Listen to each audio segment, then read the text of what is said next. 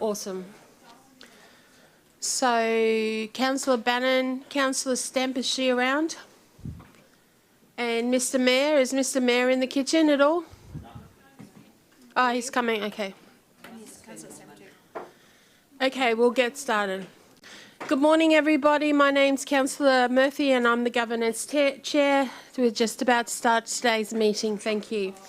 Firstly, I'd like to acknowledge today's meeting by acknowledging the traditional custodians of the land on which we meet and gather, and pay my respects to elders past, present and emerging. Welcome to the Governance Committee meeting this morning of the 17th of August. I declare this meeting open at 11:19 a.m. I would like to advise attendees in the room that this meeting is being webcast and audio recorded. We'll move on to attendances. I have a leave of absence from Councillor Karansky and Councillor Lane is here on Teams. Councillor Bannon is just out of the room, but I'm sure he'll be joining us shortly. So could I please get a mover for Councillor Karansky to be granted a leave of absence today? Councillor Raven has moved it. Do I have a seconder? Mayor Power, all those in favour, please raise your hand. Thank you very much, councillors. I now refer to item 4, declarations of conflicts of interest. I now refer to declaration of conflict of interest. Do any councillors wish to declare a conflict of interest against any report on today's agenda? Councillor Heremiah. Thank you, Madam Chair. This isn't a declaration of a conflict of interest, but rather a concern that the meeting code is not being followed. I believe that we have a councillor attending via an audio-visual link. Section 5.3, item B3 of the meeting code states that a chair can approve an audio-visual link if there's an exceptional circumstance, and if the exceptional circumstance was not foreseeable. It's been confirmed that the audio-visual link for the councillor is due to the attendance at the Labor Party National Conference. I believe that an exceptional circumstance is in policy defined as a disaster or an official council business. It is not official council business to attend the Labor Party conference. It would not be reimbursed by council under council policy. And the second criteria of this exceptional circumstance not being foreseeable is not fulfilled either. So I don't believe that either of these criteria regarding approving an audio-visual link have been achieved, and therefore the meeting code is not being followed. Thank you, Madam Chair. Thank you, Councillor Heremiah. I have had a side discussion with Robert Stratton, the director of this, and he would like to speak to this. Thank you, Councillor Heremiah. So I did get wind of this from the prior committee. In my understanding is that the meeting with which Councillor Lane is attending was brought to the attention of the Mayor previously. And my understanding is that the Mayor and the Chair of this particular meeting are comfortable with Councillor Lane attending the meeting remotely via Teams.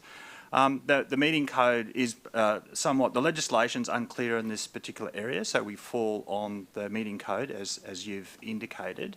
It is the case, I believe in this particular circumstance, that Councillor Lane is undertaking councillor business, albeit at another location. So she's still participating in the local government meeting, albeit remotely.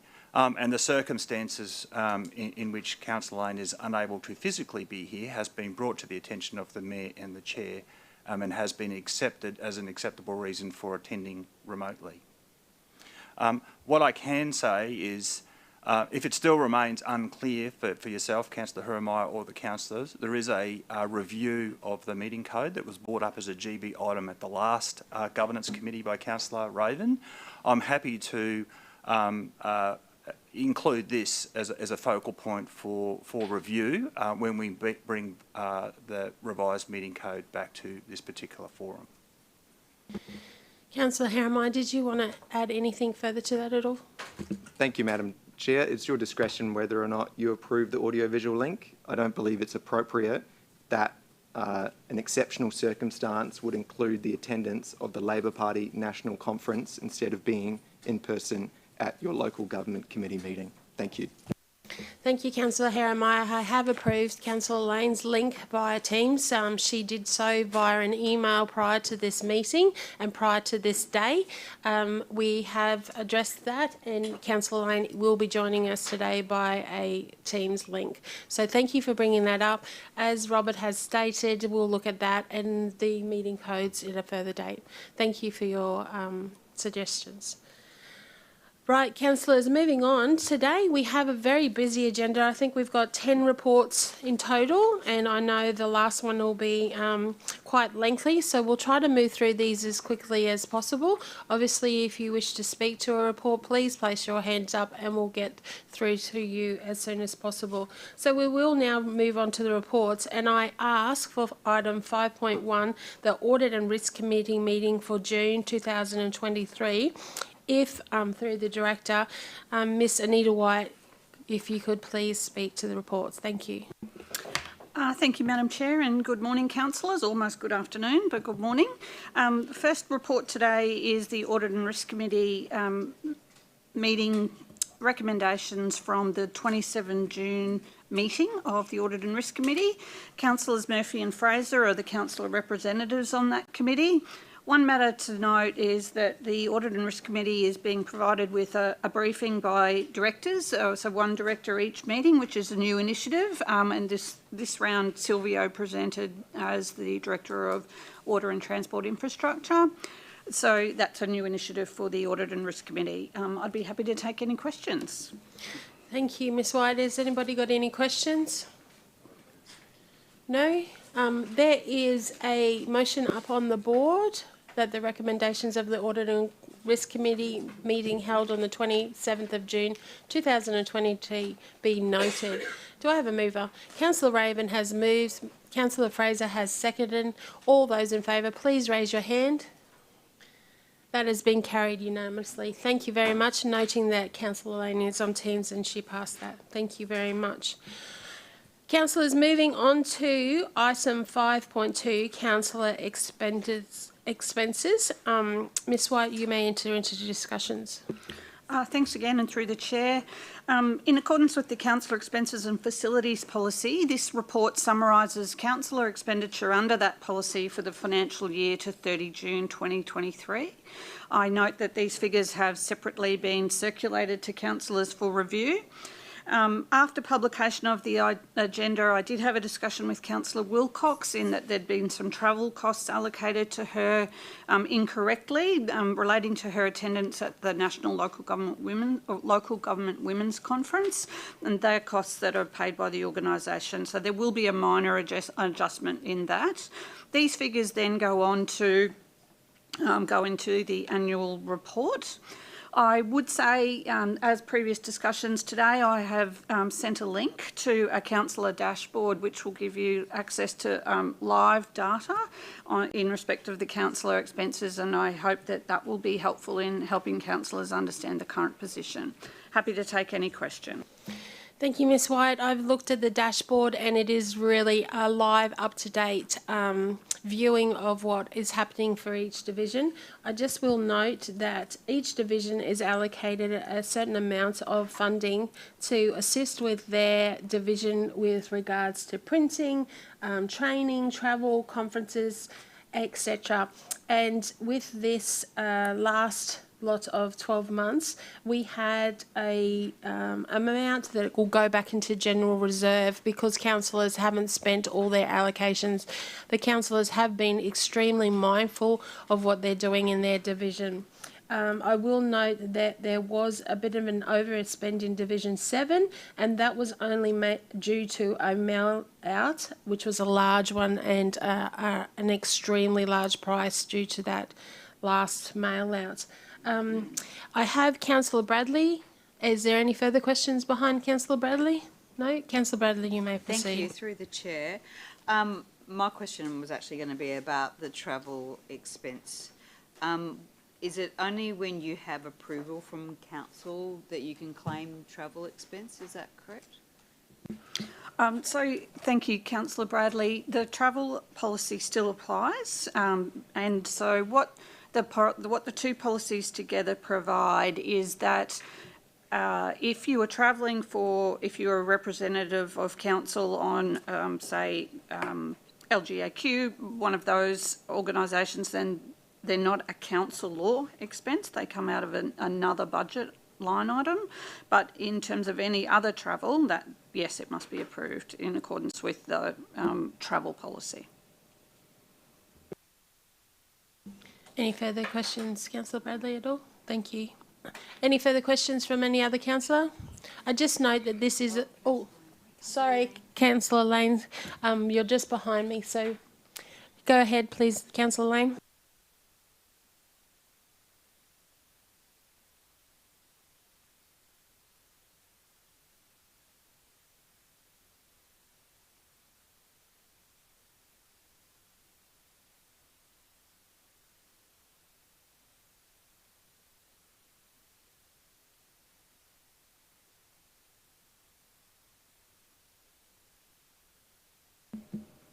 Councillor, not as far as I'm aware.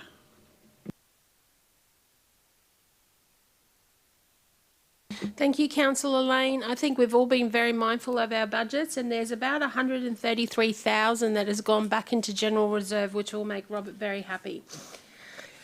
Councillors, is there any further questions? Councillor Bradley is happy to move this report. Is there a seconder?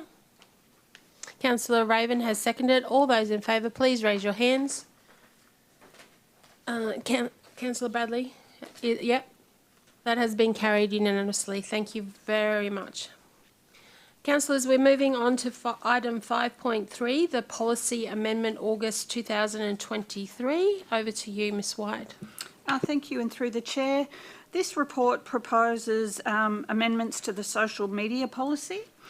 The amended policy reflects the position that councillors operate and maintain their own social media platforms, and the organisation is not involved in that.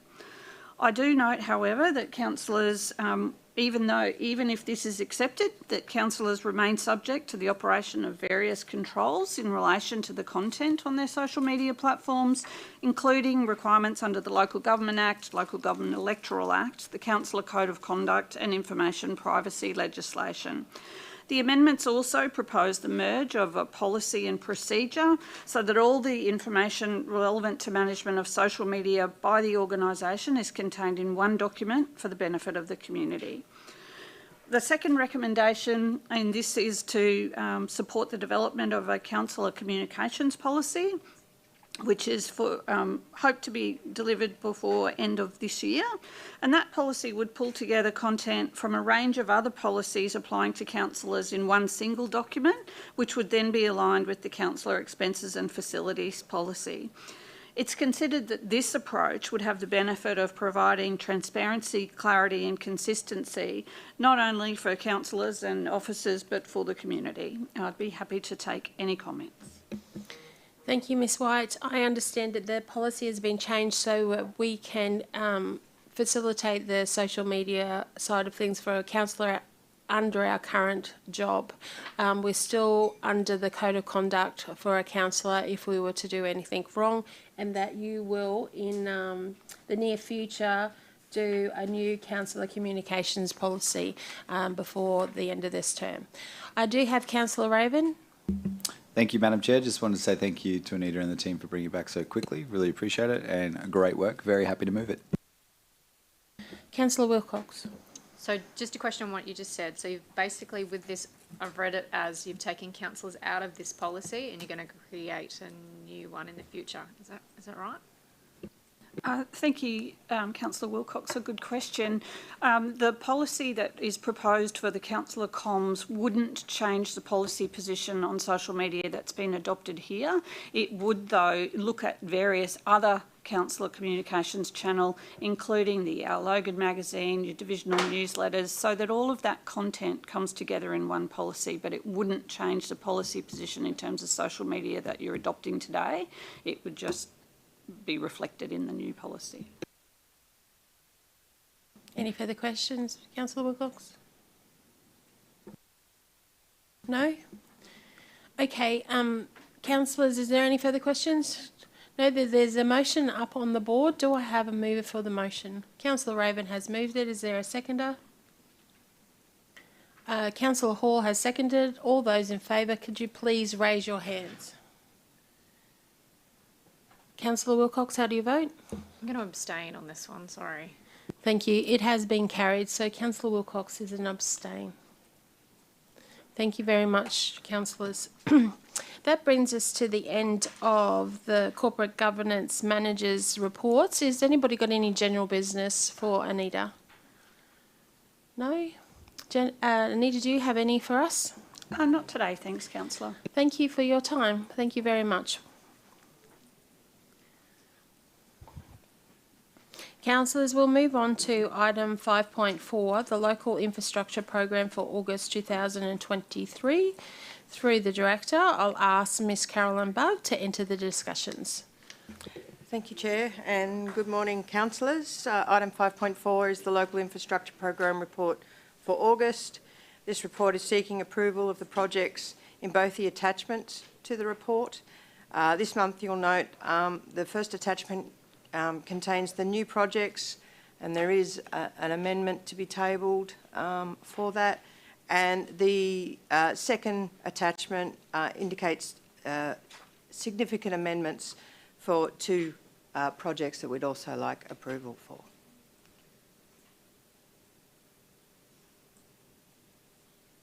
Thank you, Caroline. Does any councillors wish to speak to this? And I must admit that I was one of those late ones that come through due to a concreting issue. We're just going to see if we can find is there an attachment? That was emailed out to all the councillors? Yep. So there is a motion up on the board. Does anybody want to move the motion? Councillor Raven has moved it. Is there a seconder? Councillor Bradley, all those in favour, please raise your hands. Thank you. That has been carried unanimously. Before we go, we do have a new person as part of the LIP team, and that's Louise Blue. She is the LIP administrator that will be looking after us as well, and I'd like to welcome Louise.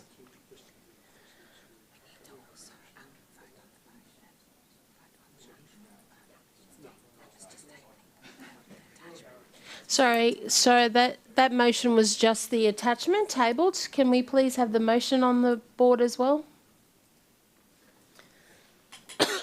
Excuse me. So we have the Local Infrastructure Program motion on the board. Someone would like to move that, please? Councillor Raven, thank you. Can I have a seconder, please? Councillor Hall, all those in favour, please raise your hand. That has been carried unanimously. Thank you.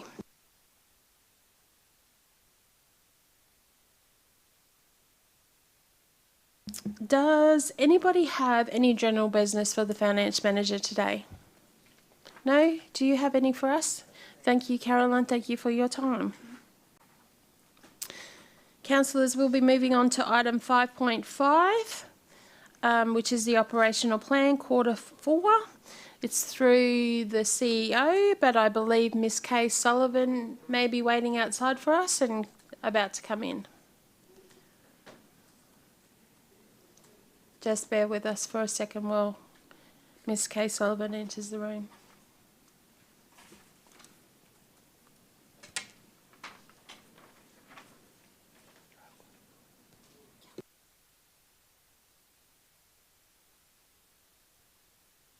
This is where they need that elevator music again, Councillor Hall.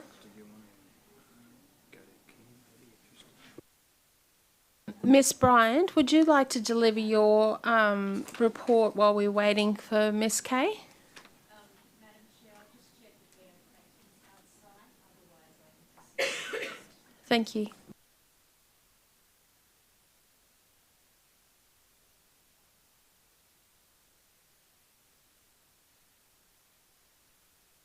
So, councillors, we're going to just jump around here a little bit just while we're waiting for Ms Sullivan. We'll go to item 5.8, which is a public report, attendance to the 2023 American Records Managers Association International Conference in the USA.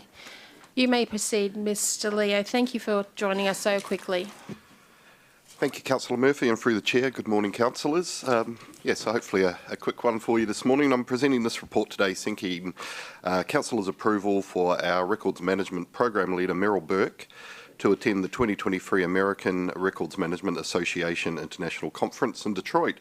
So Meryl applied and was successful for a Records and Information Management Practitioners Alliance, which is RIMPA for short, 2023 International Scholarship, to attend the conference from 9 to 11 October this year, and the scholarship will cover Meryl's travel, accommodation and conference costs. So as per our corporate travel and accommodation policy, I do need to bring this request to councillors for your approval today, and it has gone to ELT prior to this submission. So just very quickly, this is a really wonderful opportunity, a once-in-a-lifetime opportunity for Meryl. We are, as an organisation at the moment, as part of digital transformation, doing quite a bit of work around information management modernisation, and I believe a lot of what will be presented at this conference will be a great opportunity for Meryl to bring these back to us as learnings. So yes, following Meryl's return, a report will be provided to this committee on what she's found, and I'm happy to take questions on the report. Thank you. Thank you, Leo. I have Councillor Bannon. Just think it's great and happy to move it. Thank you, Councillor Bannon. Councillor Bannon has moved this motion. Councillor Raven has seconded. All those in favour, please raise your hands. Thank you. That has been carried unanimously. Thank you very much, councillors. Does anybody have any general business for the Customer Service and Information Manager today? No? Do you have any for us at all? Nothing today, thank you. That was a great report, Leo. Thank you very much and have a wonderful day. Thank you. I believe Ms Sullivan has arrived, so we'll just bring her in and we'll go back to item 5.5.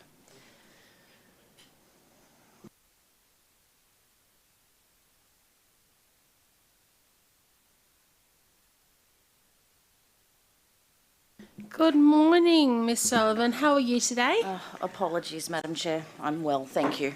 You're fine. I'm sure we've all had days like that before. So we're going to look at item 5.5, which is a 2022-23 operational plan, quarter 4. If you'd like to enter into discussions, thank you. Thank you very much. Report 5.5 is a wrap-up of the 2022-23 operational plan projects.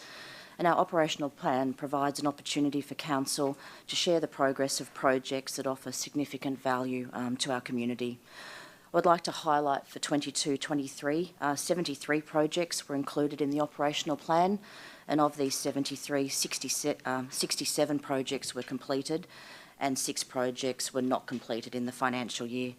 This means that 92% of our projects were finalised compared to 89% last year. Of the projects not completed, a number of these span multiple years and will be included in the 23-24 operational plan. So the recommendations for this report are that the quarter 4 operational plan be endorsed and that 2 additional projects from the 22-23 operational plan be included in the 23-24 operational plan. I'm happy to take any questions. Thank you, Ms Sullivan. Anybody have any questions? No? Is there someone able to move the motion on the board? Councillor Bannon has moved it. Councillor Bradley has seconded. All those in favour, please raise your hands. That has been carried unanimously. Excellent. See, that was really easy. Let's move on to the next one, the Value for Money Program 5.6. Over to you. Thank you very much. 5.6 relates to our Value for Money program. So our Value for Money program commenced in March 2022 and it initially had 12 initiatives in the program. When we talk about value for money, we're looking at whether we're doing the right things in the best way, and we also make sure we're constantly checking to make sure that we're on track from a delivery perspective. The 12 initiatives that were delivered by a range of branches range from addressing excess leave balances, printing and postage, to an organisational-wide service reviews. What I wanted to highlight is these are not the only value for money initiatives that the organisation is delivering, and I do have a short presentation to highlight some of the other initiatives that our organisation is working on.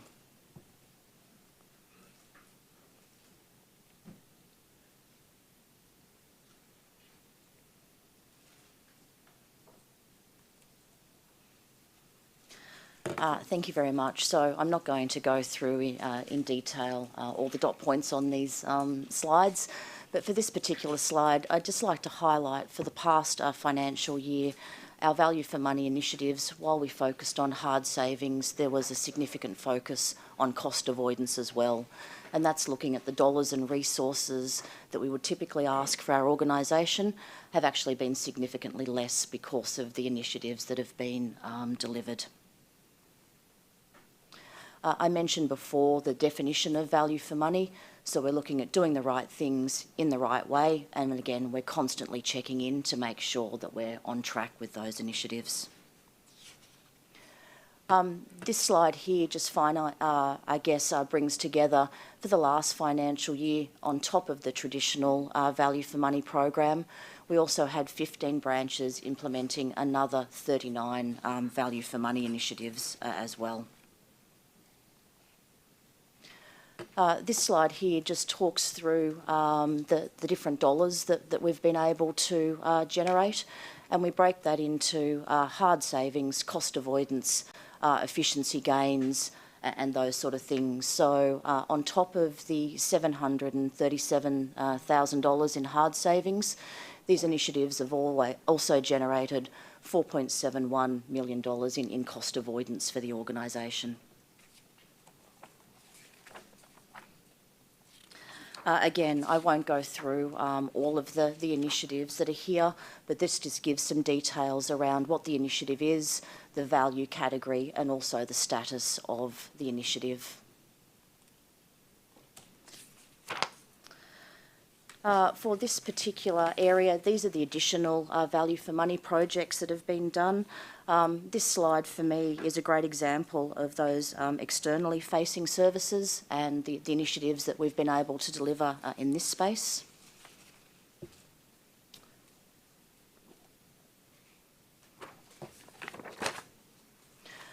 This slide pretty much focuses on internal service providers. And I'd probably just like to highlight our corporate customer cash draw review. That's an example of a branch not only looking at an initiative that helps them streamline their services, but it also added significant value for the finance team in reduced work as well.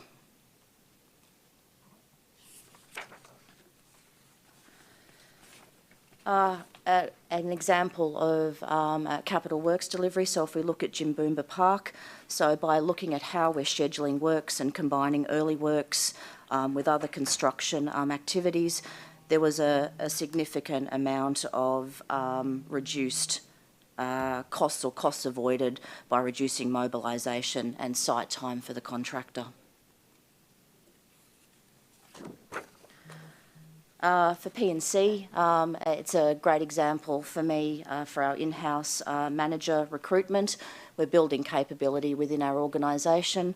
We managed to recruit 7 new managers internally, and so the savings were the majority of the recruitment costs were kept internal instead of outsourcing that to a consultant.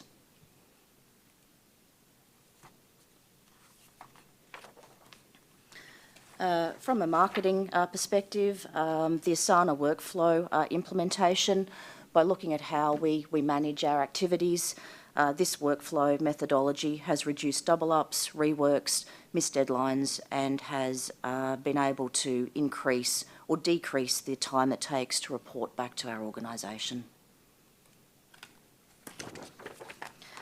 And just for libraries as well, our Libraries app, it's a one-stop shop for Logan residents. It's improved the end-user experience, and it's able to offer a number of services from a 24/7 perspective without being able to or the need to put on additional resources. And this one here, the one that's probably stood out for me the most was our AI noise technology investment. So that's looking at nuisance dog barking, and by using AI, we've been able to triple the capabilities of that particular team at no additional cost to the public, and that's resulted in an uplift in customer satisfaction and a reduction in the time that it takes to resolve complaints. So, councillors, as I said before, this was last year was the first year of our Value for Money program. We're a big organisation. I think the organisation has done really well, but there's always the opportunity to get better at identifying, capturing, realising and promoting the benefits that we're able to deliver. And I'm happy to answer any questions. Thank you, Kay. I have a question from Councillor Bradley. Thank you, through the chair. May I ask you to go back to page 13, I think it was?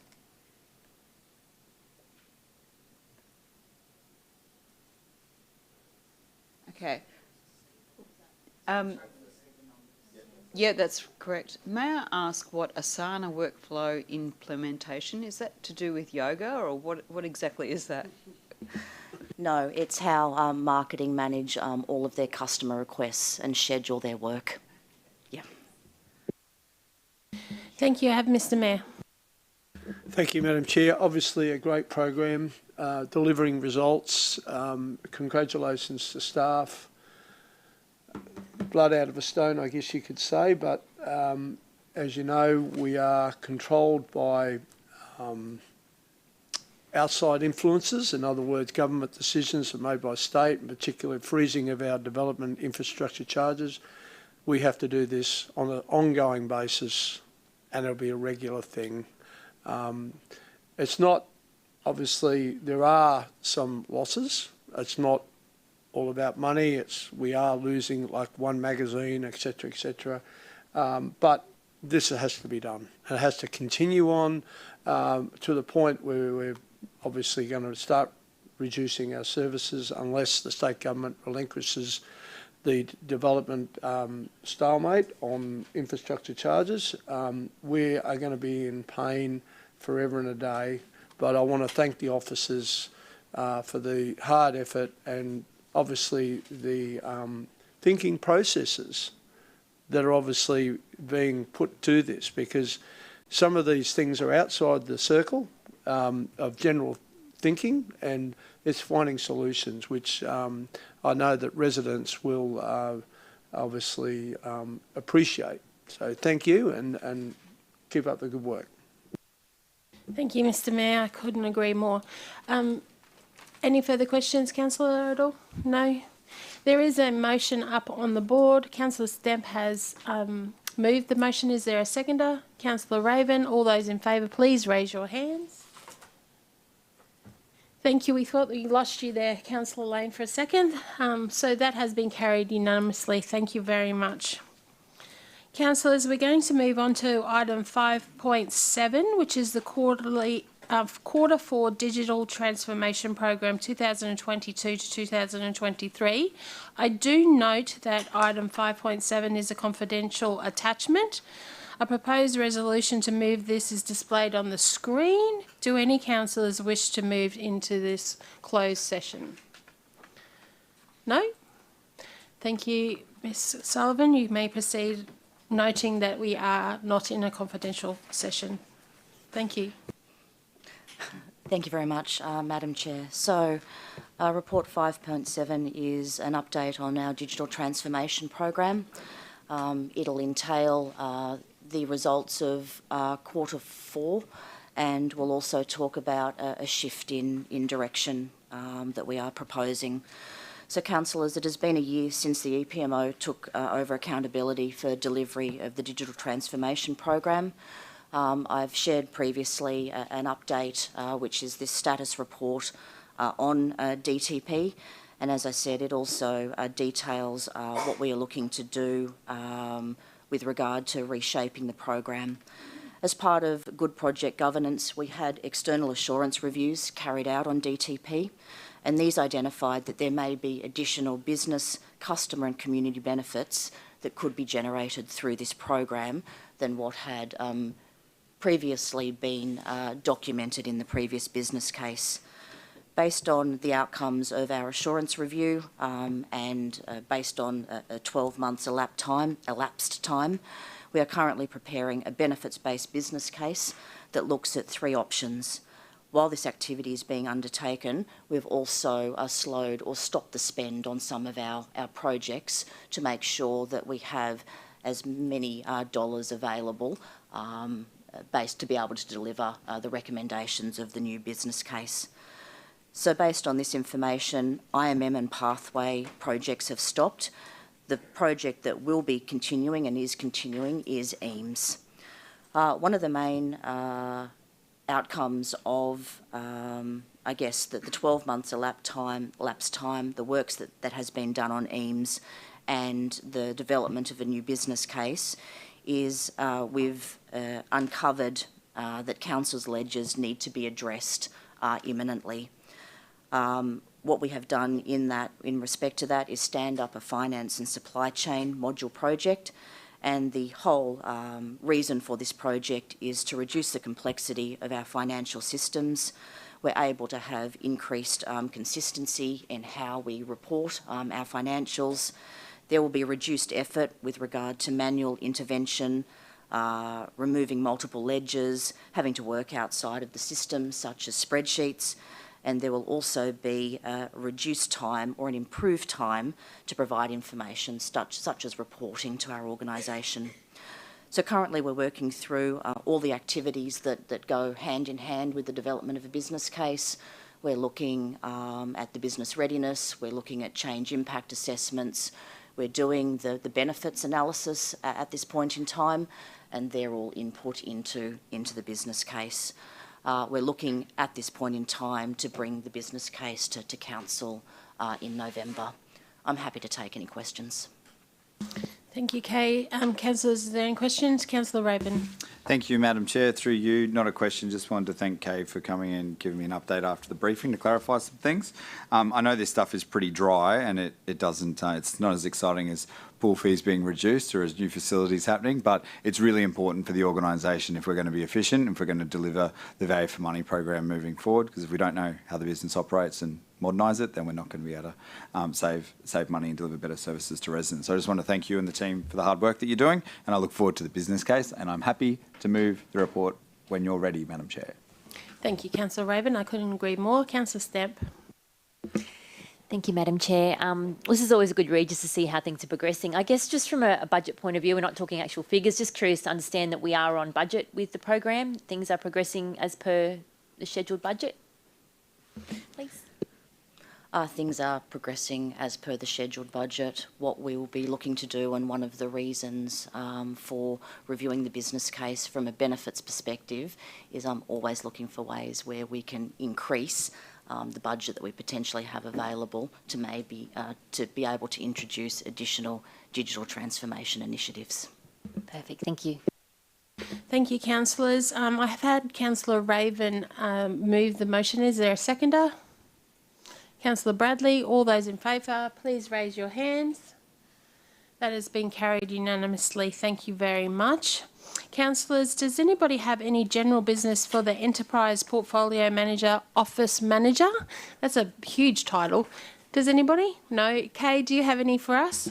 Nothing today, thank you. Excellent. I hope you have a great rest of your day. Thank you.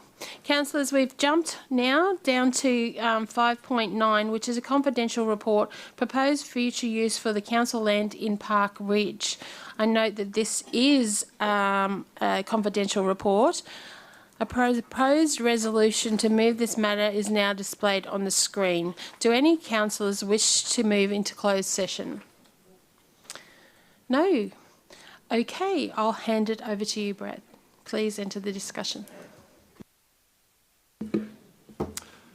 Through the chair, thank you, Councillor Murphy. I take the report as read. Excellent. Councillor Bradley has, hang on, we'll just get the motion up on the board, let the girls catch up here. We're moving way quicker than we thought. Councillor Bradley has moved the report. Is there a seconder? Councillor Jeremiah has seconded. All those in favour, please raise your hand. And that, Councillor Lane, can you hear us? Are you voting? Have you got your hand up? Yep, excellent. That has been against. Okay. It has been carried. Thank you very much. What a great report. Thank you very much for coming. Thank you very much, guys. That must mean that your report was well received and well read. Thank you very much.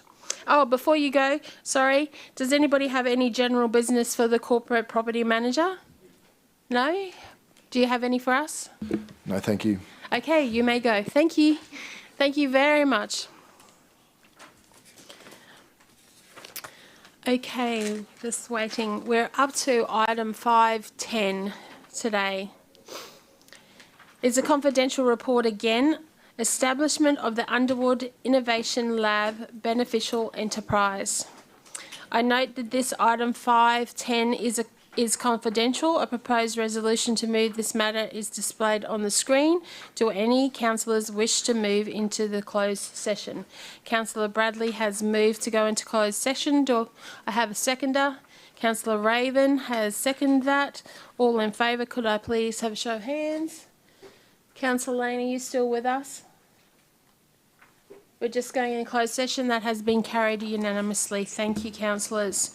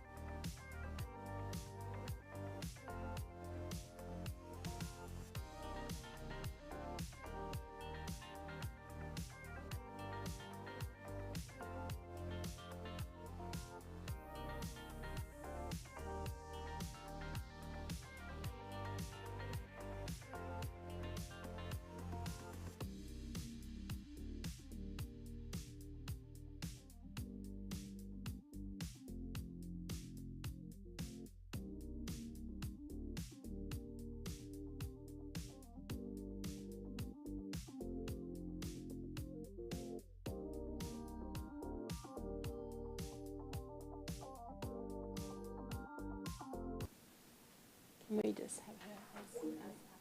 Yes. Councillor Bradley has left the meeting. Thank you. The motion has been carried. We are now in open session and the live streaming has commenced. Thank you. Thank you everybody that's listening from home and being patient with us while we had that confidential discussion. We've come out and we'll have a new motion on the board. If I can... deferred.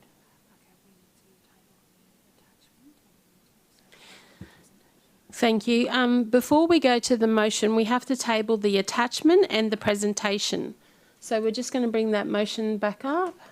So this is for the PowerPoint presentation. Could I have a mover, please? Councillor Bannon. Can I have a seconder? Councillor Wilcox. Just waiting for the team to catch up.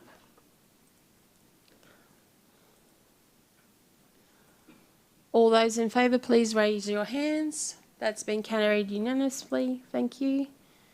And then I believe that we'll be putting up one for the attachment. So could I get a mover for the attachment, please? Councillor Stemp has moved that. Do I second her? Councillor Bannon. All those in favour, please raise your hands. This is just for the attachments, and that has been carried unanimously. Thank you.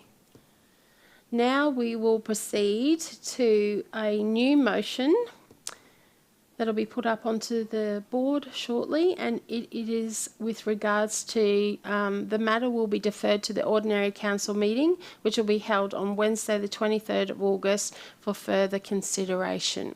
Can I get a mover? Councillor Bannon has moved that. Can I get a seconder? Councillor Raven. All those in favour, please raise your hand. That has been carried unanimously. Thank you very much. And I thank you very much for your patience with regards to that. It was a very heated debate. Does anybody have any further general business for the Director of CoLab Development? No? Do you have any for us? No? Thank you. That brings us to the end of our reports. Does anybody have any general business for the Director? Do you have any for us? Thank you. That concludes today's meeting at 1:58 p.m. Thank you very much, councillors.